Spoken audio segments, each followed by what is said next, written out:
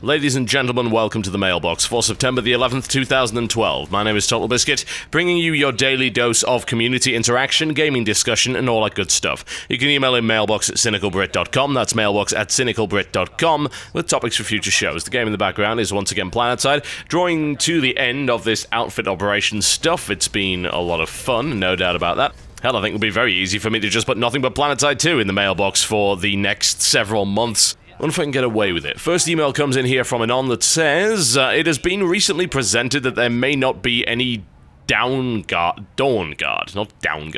DLC for the PS3 owners of Skyrim. Bethesda's global community lead says, this is not a problem we're positive we can solve, but we are working together with Sony to try and bring you this content. What should developers do if they can't make it work with a console? Should they just come out and say shit happens, or give them special goodies? Well, okay, so there's a couple of arguments here. The first one is the whole solidarity with console owners argument, and it's really weird that we should even have to think about this, because a lot of us own PCs and consoles, so what's the difference between a PC gamer and a console gamer? Usually not an awful lot. When it comes down to this kind of issue, the problem is that we would be really upset if it happened to us on PC, right? So if it happens to console owners for a particular format, then we should be equally upset on their behalf. However, the problem is this. The game's already out, you paid for the game at $60 or whatever price point you happen to purchase it at, and that is as far as they are required to go in order to support you as long as the game works. With PlayStation 3, it's safe to say that it kinda doesn't. So, when this game first came out in November last year, PS3 owners had tons of problems, tons of frame rate issues. They had freezing and loads of slowdown. There were claims that as you built up the world and acquired more and more stuff, the game slowed down to the point of unplayability. Some argued that it was the size of the save files causing that, although Bethesda claimed that was a so-called common misconception a while ago. There have been various patches released for this game on the PlayStation 3. Has it, however, fixed the problems? Not all of them. Skyrim on the PlayStation 3 is still an inferior experience to the 360 and, of course, the PC. I think, honestly, complaints about the lack of DLC really don't focus on the core problem that the game is balked completely on the PlayStation 3. I don't believe that Bethesda has any kind of obligation to bring the DLC to PlayStation 3. It does suck for PS3 owners, there's no question. It also sucks for Bethesda because they can't actually sell the DLC to PS3 owners, but at the end of the day, it's also a problem of their own making. The Skyrim PS3 version just doesn't work properly, and even after many patches is still suffering from problems that will cause the DLC to be heavily delayed, if not actually cause it to be cancelled altogether. Sony VP Adam Boyes actually said that they can't promise any kind of resolution or timeline. As you pointed out in the email, last month, the global community lead G-Staff said, this is not a problem we're positive we can actually solve. It makes for some pretty sad and grim reading, and brings up a few points. First one is, of course, relevant to your question. Your question being, should Bethesda actually compensate PS3 owners? Well, if you asked me this same question 10 years ago, and let current me answer it, then what I'd say is, no, they're not obliged to provide you with DLC. What they are obliged to do is ensure that the game actually works up to standard, which it currently still doesn't. However, this is a very confusing time. The reason it's a confusing time is that games have become perhaps more than just what is on the disc. They've become a promise for additional content. Some could argue that that is the case. It's certainly the way that a lot of developers and publishers are actually approaching it as a business model. They're launching the game as a platform for DLC they're going to sell further down the line. And there are actually gamers that are accepting that and desiring the fact that there will be additional content. They want that new stuff. When they buy their game, they expect DLC further down the line. 10 years ago, it was similar but different in the respect that people expected either an expansion pack or a sequel in a reasonable time frame if this was a game that they actually enjoyed. However, one could never say that it was the responsibility and the obligation of the developer to actually bring those things. As long as the game worked, then it didn't really matter. I would also say that game developers are obliged to keep multiplayer services up for a reasonable length of time, or provide another solution which allows players to create their own servers and not have to rely on the developer. But it could be said, an argument could actually be made at this point, that when you buy a game these days, you expect DLC further down the road, and that can actually be a selling point, because you know you're going to get more of a good thing. You know that the 12 to 20 hours, or in some cases 4 hours that you get on the disc, will be expanded later on. So even though you have to pay more for it, you do at least know that you're going to be getting more content out of this particular franchise, which is maybe what you're after. It's not necessarily about value for money, it's about getting the maximum enjoyment out of a franchise that you really like. Call of Duty map packs are not good value for money, and yet loads of people buy them. Why? Because they want to get the maximum enjoyment out of a franchise they like. On that basis, it could be argued that Bethesda are obliged to bring that DLC to PS3 or otherwise compensate PS3 owners with something else, if you were to follow that logic. I don't think I do. It's not even a case of playing devil's advocate, it's just presenting an alternative. There is the possibility that that argument could be taken seriously, and it does have some merit. I think it's very much created by the developers and publishers. This is the environment they've now put themselves in, and this could actually backfire. In the case of Bethesda, we now have a fairly serious problem where 2 pieces of DLC cannot be bought on PS3, and most likely any future DLC for this title will not be available for purchase. It could be said that Bethesda created a reasonable expectation with their release that DLC would be available on that platform and never said otherwise. So it could also be said that, once again, gamers bought it on that basis. I don't necessarily subscribe to that theory, but it may very well just be down to me saying, I think that the responsibility ends once your game is functional and once you have provided multiplayer services for a reasonable length of time. That's a more old school way of looking at it, and I think maybe my opinion's going to end up changing further down the road as we see where DLC goes over the next few years. There's one thing that's certain though. It's the fact that the Skyrim PS3 version is inferior to the others, and quite frankly, Bethesda seriously screwed up there. This happens to us on PC every now and again, and we get angry there, so as far as I'm concerned, PS3 gamers have more than the right to get upset about the fact that their game doesn't work properly. This email comes in from Pikmin God that says, recently Gotham City Imposters went free to play on PC. The forums were immediately flooded with people feeling that they were entitled to some kind of bonus because they had purchased the game before it went free to play. Well, I don't agree that you're entitled to something special just because a game that you bought went free to play. It's common practice in the PC market. The devs finally released free content to people that had purchased Gotham City Imposters before it went free to play in the form of XP boosts and costumes. This is where the issue comes in. The people that had purchased the game previously on 360 and PS3 felt like they were also entitled to a bonus on the PC version because they'd paid money for the game, although on another system as well. What is your opinion on whether or not the console gamers should also get the perks on the PC version of the game, or if they aren't entitled to the extras because they purchased on a different system? Alright, so the reality of the situation is this. If you purchase the game on a 360, you are not entitled to stuff on the PS3 version, and you're not entitled to stuff on the PC version, and so on and so forth. And while that kind of sucks, and I would love to see some kind of uniformity going on, that just isn't part of the marketplace. The 360 and PS3 versions are still officially supported. I do have to wonder, though, how much they really mean by officially supported. It's going to still work, but are they even going to bother adding any items or anything like that to the 360 and PS3 versions if they're making money off the PC version?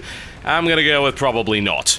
So that does kind of suck, but we go back to what I said in the previous email. What are developers obligated to do? Make sure the game works and keep the multiplayer servers running for a reasonable length of time after the game's release. That is pretty much it. Now, does it actually work properly on 360 PS3? I don't know. I know that the PC version had matchmaking problems, either because of lack of people, or more accurately just because Games for Windows Live sucked, but apparently it's still suffering from those problems even in the free-to-play version on Steam. So that's something they clearly need to sort out. There's no question, though, that it's unreasonable for 360 and PS3 users to try and demand things. At the end of the day, you didn't buy the PC version, you're not playing it on PC, so it's an entirely separate platform. What the hell do you expect them to do for you? As nice as it would be to have that uniformity between platforms and, shockingly, have something along the lines of being able to play your games on all 3 platforms when you buy them on only one, that is just not going to happen. So let's just throw that out of the window right now. But can we talk about its actual move over to free-to-play for a second? Well, first things first, I think it's a pretty good idea, because really that game probably should have been free-to-play from the get-go. The way that the unlock system works, it just begs to be free-to-play. The way that the costume system works, same thing. And the $15 price point, while it seemed reasonable, unfortunately, it seems like you just can't sell a multiplayer shooter on PC anymore unless its name is Battlefield or Call of Duty. Again, we're in the TF2 era where people will just turn around and say, well, I could just play TF2 rather than paying money for this. Considering they also sold XP boosts and the ability to unlock all of the costumes in-game from the get-go, it doesn't really make a lot of sense to actually release it with a price point to begin with, so it's good they've moved over. The problem is, they didn't move any of our stuff over with it. Now, I played quite a lot of Gotham City Imposters, so I had a lot of unlocks. I had all the costumes because I just bought the unlock pack because I felt like it. Now, I still have that, I might point out. They did manage to port that over. If you put in your code, you get the unlocks, and I bought that stuff over Steam anyway, so it maintains that, which is good. However, it's really rather annoying to have to unlock my loadout again. The stuff that I'd already gotten. The DLC solution they provided was a little bit brute force, because it doesn't really account for people's individual unlocks. It was just, here's this pack, it unlocks some stuff. And most of that stuff is things that I actually didn't have in the first place. Like, my body armor isn't there anymore, some of my weapons aren't there anymore, and that's a little bit irritating.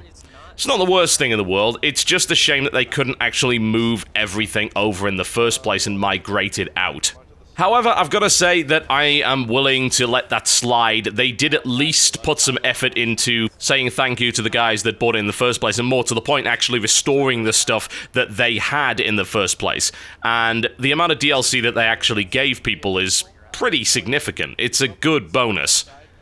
I'm hoping the game actually takes off again now, because this game is great fun, and it was frightfully ignored. Admittedly, a lot of those problems did come from the fact that it used Games for Windows Live, very dumb, now it uses Steamworks, less dumb, and the fact that the matchmaking system was broken.